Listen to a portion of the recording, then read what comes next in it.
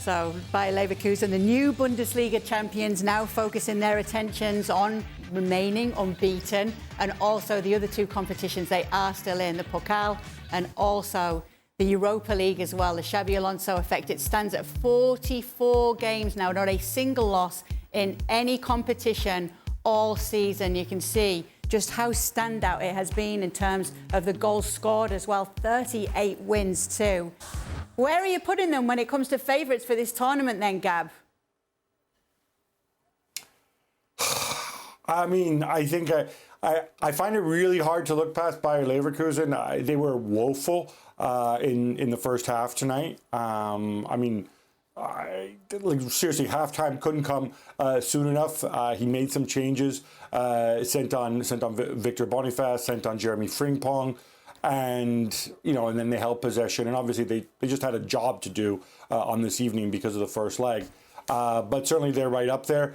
And also, maybe a little love, a tiny bit of love for Roma and Daniele De Rossi, who's just been extended. He's gonna keep his job next year. I think obviously knocking out Milan in the way they did is going to give them a tremendous confidence boost.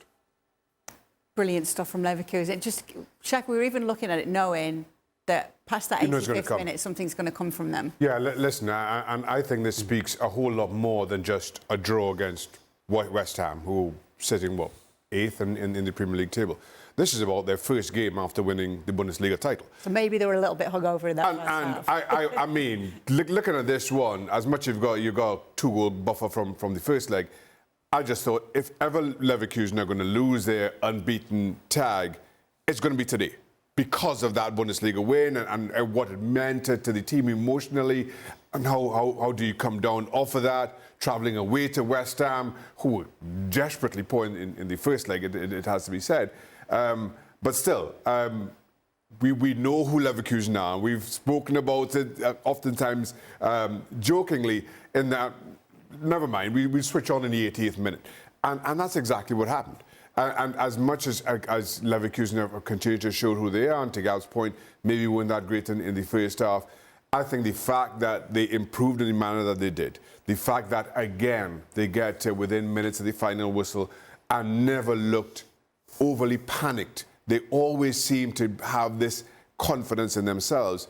I just think speaks absolute volumes to everything about Leverkusen this season, in a season that we've kind of struggled to add to the plaudits. But this just, again, goes even further for me. Yeah, I know we keep saying it, but 44 unbeaten in every competition, that's pretty special. No, it is, but can I be a party pooper? Yep. They're now in dangerous waters as far as their undefeated streak, because with 5 games to go in the Bundesliga, how do they continue to keep the concentration and the sharpness, and how is training the same as it's always been, and how do they put the same commitment into all of these things between now and the end of the season? You're a right party pooper. There's a Europa League semi-final and a cup final in Germany. But they've got 5 league games that don't mean anything. Yeah, but it's so close. It's only 5. You could look at it that way then and say it's only 5 and we remain unbeaten. But it doesn't work. Football players' brains don't work that way. Football players don't. When you ever talk to a football player and he goes, "Yeah, we want to be undefeated," we don't think about that. We've won the league. We've got 2 cup finals, and so all of a sudden the league takes second place. And when things start taking second place, you don't train the same. You're not as sharp. You don't put in the same effort. You're not as switched on, which you saw in the first. You can say, obviously, they've been celebrating, but that's a symptom of what they've done so far. So how do you explain a late goal? How do you explain a late equaliser then? I would not be shocked if they dropped a level. Right. And the problem we have is the final of the Europa League isn't till the end of the season, and they might not quite be as good as they've been. It's a word of warning. I'm telling you. I understand exactly what Stevie's saying. I absolutely understand it. And if Leverkusen were to win the remaining 2 trophies, but lose a game at some point along the line, that wouldn't matter to them.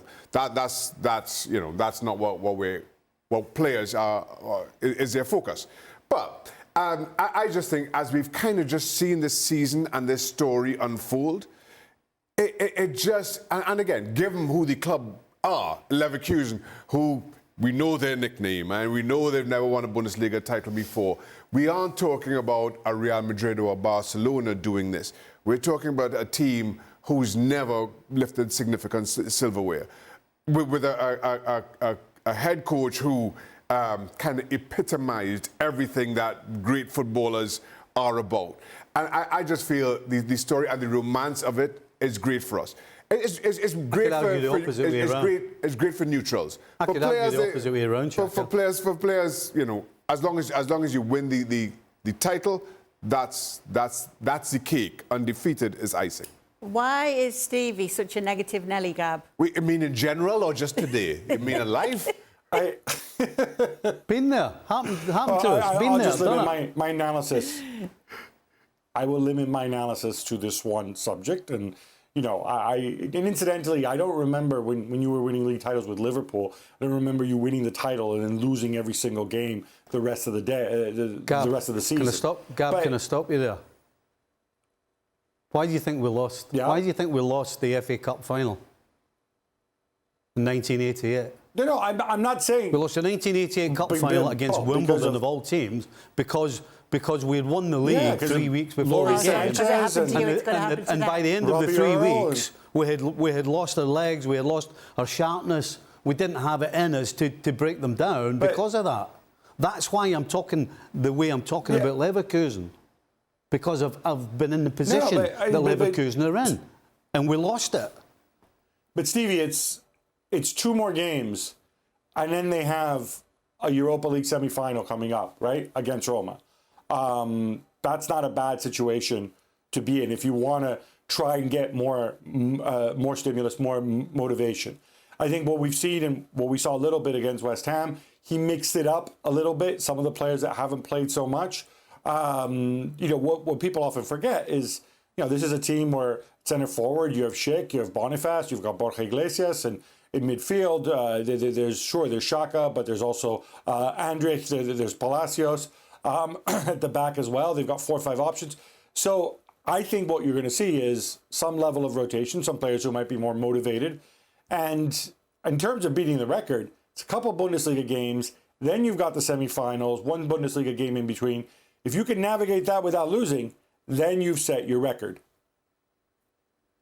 Yeah, Stevie. So maybe you'll be a bit more positive. Listen, I hope they do, and if they continue to play the way they're playing, yeah. But I'm just telling you, I've been in that position before, and we lost it for the reasons that I said. They have to be very cautious that they don't take their eye off the prize. Was it in your mind though? Did you really want to do? No, you didn't, because they've made a big point that they've all said that they want that unbeaten run as well. Oh, it's easy to talk. No, but they say that they want it without even anybody asking them. Well, we wanted to win the FA Cup. But of course. And we told everybody we wanted to win the FA Cup.